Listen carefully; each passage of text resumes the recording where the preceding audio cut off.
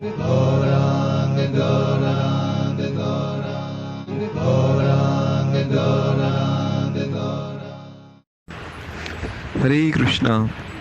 तो कल हमने श्रवण किया कि भगवान जगन्नाथ का प्रसाद इस धरती पर इतना सुलभ नहीं था जितना आज हम देख रहे हैं। और यहाँ तक कि महादेव और नारद मुनि को भी भगवान के महाप्रसाद का अधिकार प्राप्त।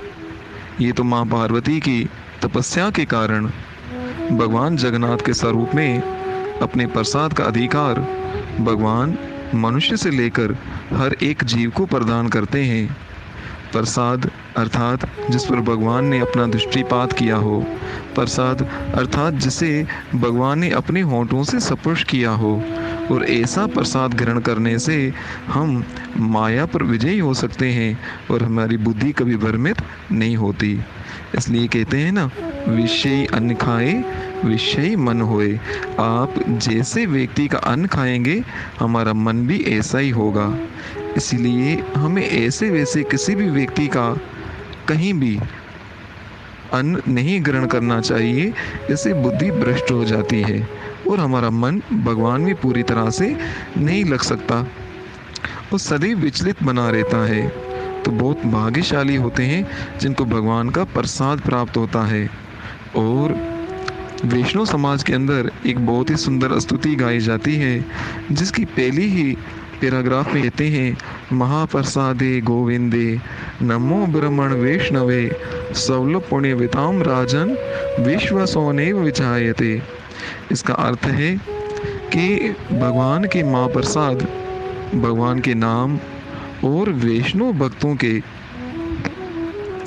भक्तों में उन लोगों का कभी विश्वास नहीं हो सकता जिनकी अभी तक पुण्य उदय नहीं हुए हैं, अर्थात जिनके अभी तक पुण्य बहुत कम है। ऐसे लोगों को भगवान के महाप्रसाद पर कभी विश्वास नहीं हो सकता और वो कभी कभी शंका कर बैठते हैं। इस प्रकार एक बार शांडिल्य नाम का एक ब्राह्मण अपने परिवार के साथ जगन्नाथपुरी में आया, और जब भगवान जगन्नाथ के महाप्रसाद को लेने के लिए आगे बढ़ा तो क्या देखता है कि वहाँ पर तो बहुत सारे वहाँ जगन्नाथपुरी में भक्त मिलकर भगवान जगन्नाथ का प्रसाद ग्रहण कर रहे हैं। एक प्रकार से शांडिल्य ब्राह्मण को उस समय अशुद्धि का अनुभव हुआ कि ये कैसा शिष्टाचार है कि सब मिलकर एक ही बर्तन में एक साथ बैठकर ये प्रसाद खा रहे हैं। तो शांडिल्य ब्राह्मण ने उस प्रसाद पर शंका के कारण वो प्रसाद ग्रहण नहीं किया। और जब वो जगन्नाथपुरी से वापसी में अपने घर लौटा तो उस समय उस घर पे उनका पूरा परिवार बीमार हो गया। तो उस समय शांडिल्य ब्राह्मण को ये थोड़ा आभास हुआ कि ज़रूर मैंने भगवान जगन्नाथ के महाप्रसाद की अवहेलना की है, ये मुझसे बहुत बड़ी गलती हो गई और इसका ये परिणाम मुझे मिला है, मुझे ऐसा नहीं करना चाहिए था।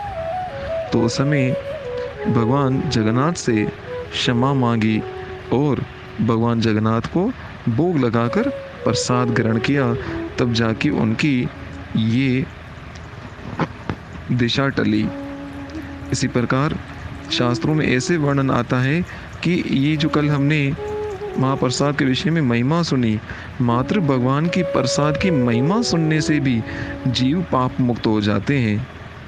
इसी प्रकार एक बार भगवान जगन्नाथ की रथ यात्रा बहुत ज़ोर शोर से भाव से आगे बढ़ रही थी। और आज भी जगन्नाथपुरी में जब रथ यात्रा निकलती है तो वहाँ जगन्नाथपुरी के निवासी भगवान जगन्नाथ के रथ यात्रा में सम्मिलित उन यात्रियों को भगवान जगन्नाथ का प्रसाद खुले हाथों से बांटते हैं।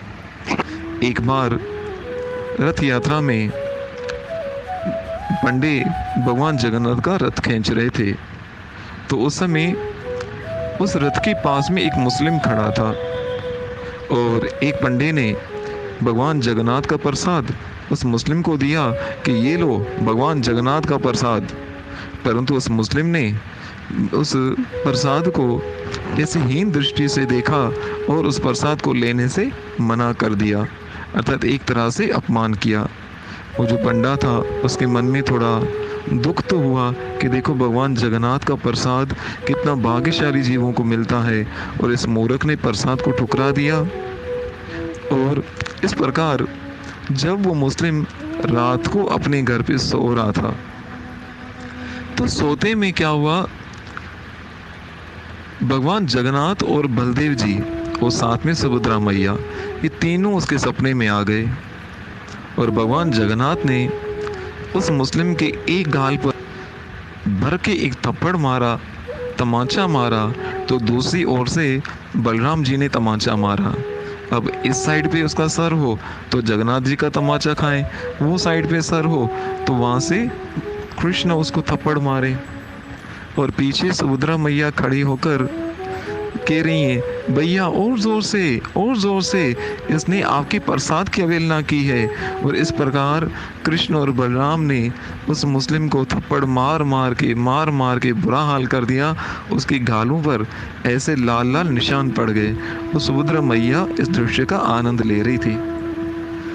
और उस मुस्लिम की जब आँख खुली तो दोनों गाल सूजे हुए थे और उन गालों पर ऐसे लाल लाल निशान थे। और उसी समय वो समझ गया कि ये मैंने बहुत बड़ी गलती की, परंतु आज मुझे साक्षात कृष्ण और बलराम के दर्शन हुए, उनकी कृपा प्राप्त हुई। तो उसी समय वो मुस्लिम जल्दी जल्दी वहाँ रथ यात्रा में आया और उसी ब्राह्मण से कहने लगा, कृपया मुझे भगवान जगन्नाथ का प्रसाद दीजिए, कृपया मुझे भगवान जगन्नाथ का प्रसाद दीजिए, मुझसे बहुत बड़ी गलती हो गई। तो उस पंडित ने कहा, क्यों, कल तुम्हें जो प्रसाद दिया तो तुमने मना किया। उस मुस्लिम ने कहा, मना किया तो उसका परिणाम ये है। और उस मुस्लिम ने जब अपने दोनों गाल उस पंडित को दिखाए तो गाल सूजे हुए थे और दोनों पर उंगलियों के निशान थे। तब उस मुस्लिम ने उस ब्राह्मण को बताया कि किस प्रकार सपने में कृष्ण और बलराम आए और दोनों ने मुझे थप्पड़ों से पूरा लाल कर दिया और साथ में सुभद्रा मैया भी थे। मैं क्षमा मांगता हूँ, मैं आज के बाद कभी प्रसाद का तिरस्कार नहीं करूँगा। तो ये थी भगवान जगन्नाथ के प्रसाद की महिमा।